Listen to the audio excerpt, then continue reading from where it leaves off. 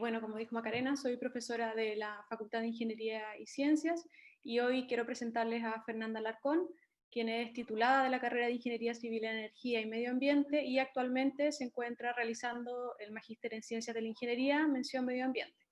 El trabajo que le va a presentar hoy Fernanda es parte de su tesis de investigación y se centra principalmente en determinar la huella de carbono de nuestra universidad con el objetivo de proponer medidas para mitigarlos mediante un análisis de sensibilidad para así determinar cuáles pueden ser a corto plazo, a largo plazo, medidas que se puedan implementar.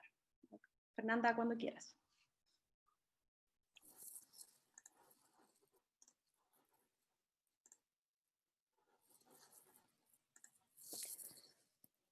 Hola, buenas tardes. A continuación les voy a presentar el trabajo realizado acerca de la evaluación de la reducción de las emisiones de gases de efecto invernadero de la Universidad Adolfo Ibáñez. Para entender el objetivo de trabajo es necesario entender qué es el cambio climático. Actualmente se reconoce como uno de los mayores desafíos que enfrenta la humanidad. Esto se debe al uso de combustibles fósiles como el carbón, el petróleo y el gas natural, que han sido el sustento de la vida y el desarrollo para la generación de electricidad desde la revolución industrial. De la mano a esto, la deforestación, la sobreexplotación de los suelos y las actividades industriales han sido los principales factores antropogénicos que han generado un aumento de las emisiones de los gases de efecto invernadero. El efecto invernadero es un proceso que ocurre de manera natural en la Tierra. Este permite mantener una temperatura media de aproximadamente 14 grados Celsius para el desarrollo de la vida. Este consiste en que la radiación que proviene del Sol calienta la superficie de la Tierra, una parte se absorbe en la atmósfera y la otra se refleja para ser liberada al espacio. Entonces nuestra atmósfera, que ya está conformada naturalmente por diferentes gases, actúa como una capa de aislamiento para mantener la temperatura superficial de la Tierra. Pero ¿qué ha pasado? La concentración de estos diferentes gases, a raíz de las actividades antropogénicas que les mencionaba anteriormente, ha interferido con el proceso y ha aumentado la temperatura superficial del planeta. Junto con eso, diferentes estudios han demostrado que existe una relación concreta entre el aumento de la concentración de dióxido de carbono y el aumento de la temperatura sobre la Tierra. El problema de los gases de efecto invernadero ha sido tratado desde la última década. Esto se ve hace varias décadas debido a que el nivel de conciencia y conocimiento sobre el cambio climático y su efecto ha aumentado. Entonces, muchos países han decidido llegar a acuerdos para poder entender y poder encontrar medidas de mitigación. Y uno de ellos es el Protocolo de Kioto, donde se definen cuáles son los principales gases de efecto invernadero que contribuyen al calentamiento global, como el dióxido de carbono, el metano, el óxido nitroso, los hidrofluorocarbonos, perfluorocarbono y hexafluoruro de azufre. Pero ¿qué pasa? Chile es uno de los países que se considera uno de los países más vulnerables frente al cambio climático debido a su condición geográfica. Además de eso, estos últimos años, debido a su crecimiento económico, ha interferido sobre el medio ambiente y ha llegado a la necesidad de controlar, mitigar y, en la medida de lo posible, reducir sus emisiones. Es por esto que las universidades no se han querido quedar atrás y han estado incorporando estrategias para el desarrollo sostenible, creando ideas innovadoras de mitigación para disminuir la huella de carbono. Es importante entender que la huella de carbono es una herramienta reconocida internacionalmente, que cuantifica el impacto de las emisiones y permite identificar medidas de reducción. Esta herramienta se expresa en CO2 equivalente y esto se debe porque este es el gas que es más abundante en la atmósfera y que se ha presentado un aumento concreto en la misma. Por lo tanto, este es el gas que va a representar a todos los gases de efecto invernadero que les mencioné anteriormente. Es por todo lo anterior que el objetivo de la investigación es cuantificar las emisiones de la Universidad Adolfo Ibáñez con el fin de identificar las actividades que generan un mayor impacto y al mismo tiempo evaluar diferentes escenarios para reducir, mitigar y disminuir las emisiones generadas por la institución. Para llevar a cabo esto se plantearon tres objetivos específicos. Primero, establecer una situación base, que esta va a corresponder al año 2019, recopilando la información para el cálculo de la huella de carbono.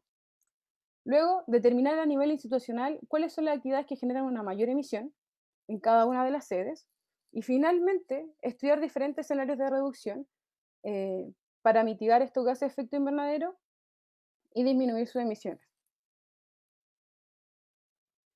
El enfoque metodológico para el cálculo de la huella de carbono será el de Greenhouse Gas Protocol, que se establece a lo largo de 5 pasos. Primero, se determinaron los límites temporales de organización y operativos. Los límites temporales corresponden al año 2019. Con respecto a los de la organización, ellos permiten definir si las actividades que emiten gases de efecto invernadero corresponden a la organización o no.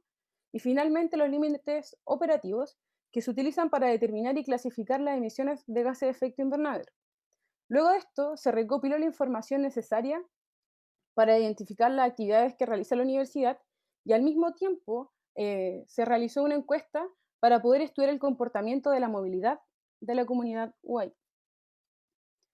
Luego se recopilaron los factores de emisión, que son valores que intentan relacionar la cantidad de contaminante emitido a la atmósfera con la actividad que se realiza, para así medir todas las actividades de una misma unidad, que es el CO2 equivalente. Luego se calcula la huella de carbono y finalmente se estudiaron los diferentes escenarios para su reducción. También es importante recalcar en este método que hay 3 alcances. Las 3 sedes de la universidad se estudiaron en el alcance número 1, alcance número 2 y alcance número 3. Y a partir de esta metodología se obtuvieron los siguientes resultados. Y es posible analizar que en el alcance número 1, que corresponde a las emisiones directas que se producen por fuentes que son propiedad de la institución, se consideraron las fuentes fijas. ¿A qué me refiero con esto? Me refiero a combustibles para la calefacción y el aire acondicionado. Con respecto al alcance 2, estamos hablando de emisiones indirectas que están asociadas a la adquisición de electricidad. Y finalmente, en el alcance número 3, que son las emisiones que se producen a partir de las actividades que se realizan en la universidad. Y consideramos los bienes y servicios adquiridos como el consumo del agua, el consumo del papel. Por otro lado, la movilización, que puede ser a través de bus, transporte público, auto privado. Y finalmente, el tratamiento y disposición de residuos. Obteniendo finalmente la huella de carbono de la universidad, que corresponde a 6.064 toneladas de CO2 equivalente. Pero como pueden ver, este número es muy grande y no nos dice nada. Entonces, si hacemos una comparación con las actividades diarias, podemos decir que un auto que va de ida y vuelta a Viña del Mar y recorre 120 kilómetros durante todo el año, genera 17,70 toneladas de CO2 equivalente. Entonces, si este valor lo traducimos en autos que van de ida y vuelta a Viña del Mar, corresponden a 343 autos que van durante todo el año ida y vuelta a Viña del Mar. Y per cápita, por cada persona que forma parte de la institución, emiten alrededor de 439 kilogramos de CO2 equivalente, que esto corresponde ir una vez al mes ida y vuelta a Viña del Mar durante todo el año. Además, el análisis se expresó a través de los alcances para poder entablar una medida y establecer una medida para los resultados. Aquí podemos ver que el alcance 2 y 3 son los que aumentaron considerablemente y la relación que hay entre las emisiones que genera Peñalolén se relaciona con la cantidad de estudiantes, ya que es el campus que más estudiantes tiene. Para establecer los escenarios de reducción, se planteó la reducción del consumo de electricidad solamente modificando el alcance número 2. Se mantuvo el alcance número 1 y el alcance número 3. Y aquí es posible determinar que el mayor porcentaje de reducción corresponde en Presidente Errázuriz al 23%, en Peñalolén un 16% y en Viña del Mar un 39%. Cambiando la generación de energía solamente de la red, que es la que tiene Chile, por la generación con paneles solares, cambiando de un 100, un 50% de generación con paneles solares hasta un 15%. Luego se evaluó la reducción del consumo de agua potable, donde como pueden ver no hubo un porcentaje de reducción muy alto, ya que se consideraron cambiar la conciencia en el consumo y además utilizar tecnología, como en las cisternas del WC o aireadores y difusores que van en las llaves. Y para finalizar, utilizamos la variación en los hábitos de transporte, pero aquí se plantearon 2 casos diferentes. Estos casos fueron diferentes porque Presidente Errázuriz, a diferencia de Viña del Mar y Peñalolén, no utiliza buses de acercamiento. Entonces, aquí se realizó un estudio considerando que los autos cambiaban por bicicleta y el porcentaje de reducción, el máximo porcentaje de reducción fue un 39%. Luego Peñalolén y Viña del Mar Aquí los autos se reemplazaron por buses, ya que, como todos conocemos, son campos que quedan en la periferia, entonces es necesario llegar en autos motorizados. Y en la máxima reducción fue un 34% en comparación con Viña, que fue un 15%.